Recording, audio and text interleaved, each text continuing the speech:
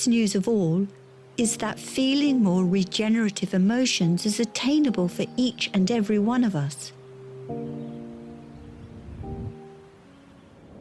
Let's shift from left to right on your inner weather report now, using the attitude breathing technique. Attitudes can create bundles of emotions. They can generate emotional undercurrents or background noise that affect our mood swings, the way we feel overall, and our relationships. The attitude breathing technique helps us instate replacement attitudes that are more effective and save energy. The first step is to observe what you are feeling. What emotional patterns and attitudes have you been experiencing today?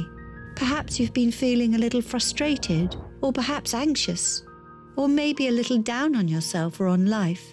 Whatever you've been feeling, it's okay. It's just time now to make a shift.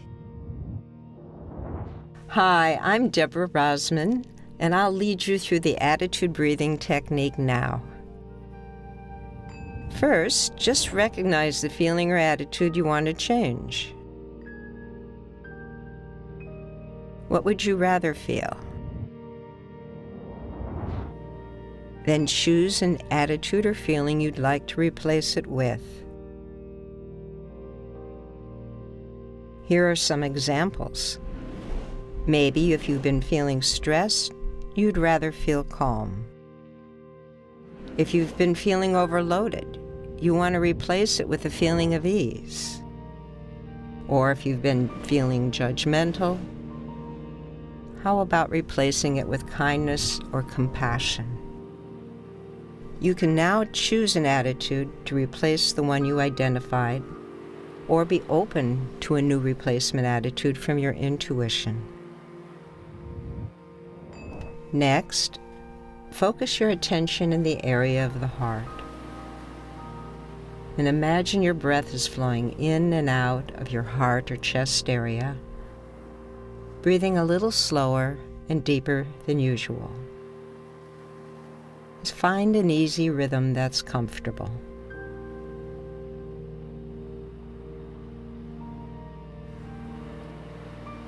As you continue heart-focused breathing, practice breathing in and increasing the feeling of your new replacement attitude.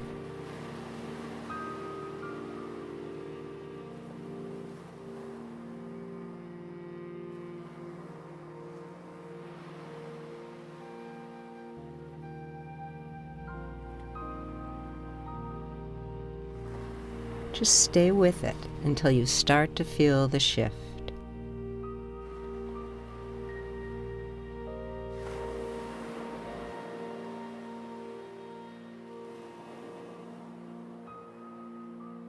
Now practice maintaining your new attitude and perceptions as you move through your day-to-day interactions.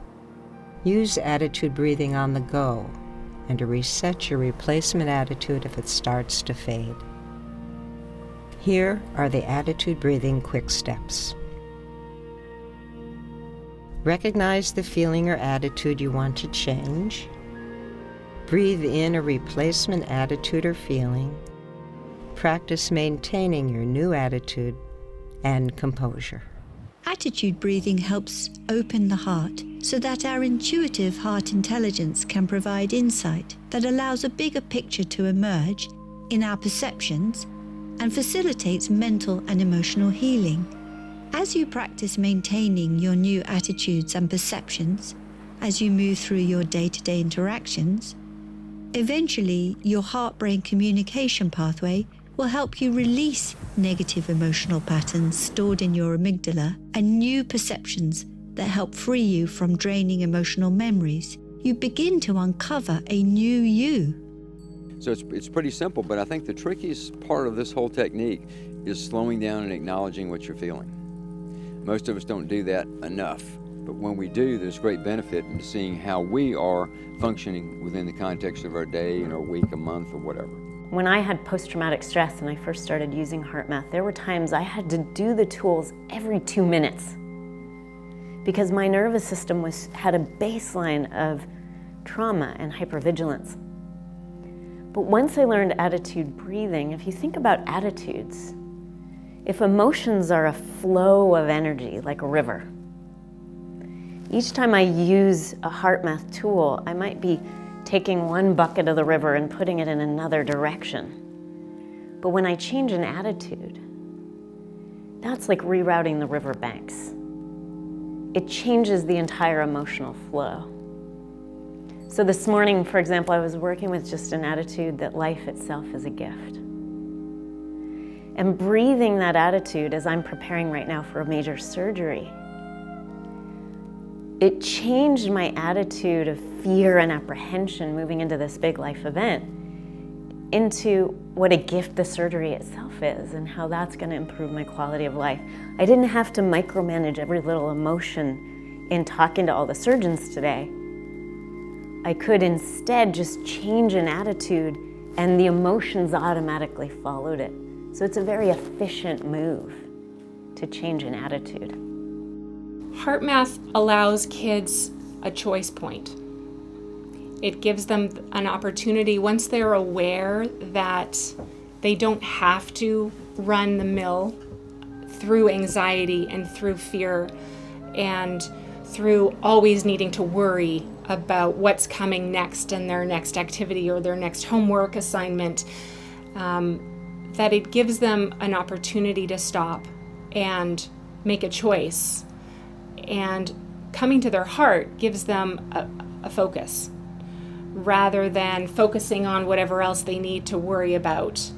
They can come to their heart, and it's a safe place, and it's a place where they can connect with more positive emotions that they can use to break the cycle of the anxiety and the stress from their environments, and gives them an opportunity to input a different emotion that then sets their physiology into a totally different trajectory. I think that the HeartMath tools really help the individual to use these things in the moments of duress, which is when we want those. And so much of life, what I see is that we lose our power all the time. And I think that tools like HeartMath help to re-establish that connection with what you know is true. Creates the opportunity for you to create a new awareness of what you're doing in the moment. And are you really in the moment? And recognizing that you're in the moment also helps you to recognize that you're out of it. So can you come back to the conversation? Can you come back to the internal conversation?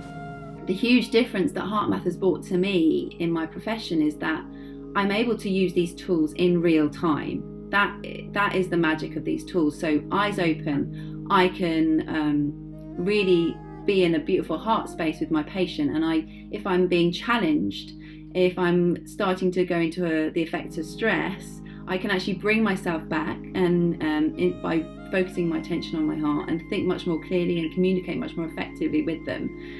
So it's really shifted how I practice and how I communicate. So with these tools, you can elegantly navigate away from states that you are less favorable, like depleting emotions, to more rejuvenating, renewing emotions, and to think more clearly and just be a better person that we all want to be. We actually clear the slate and we come back to a neutral balance, and that gives us more choice in the moment, gives us a pause to be able to say, okay, what do I want to do now? What is the best action or perception for this situation? And having that ability to take charge and pause in the moment and pause our physiological reaction really saves a tremendous amount of energy. At the beginning, it may seem hard or discouraging. Yet with practice, you can learn to recognize your heart's intuition. Our heart is wise, and it speaks to us in numerous ways. If you can build the habit of practicing techniques like attitude breathing or quick coherence whenever you start to feel stress, you will gain immediate benefits.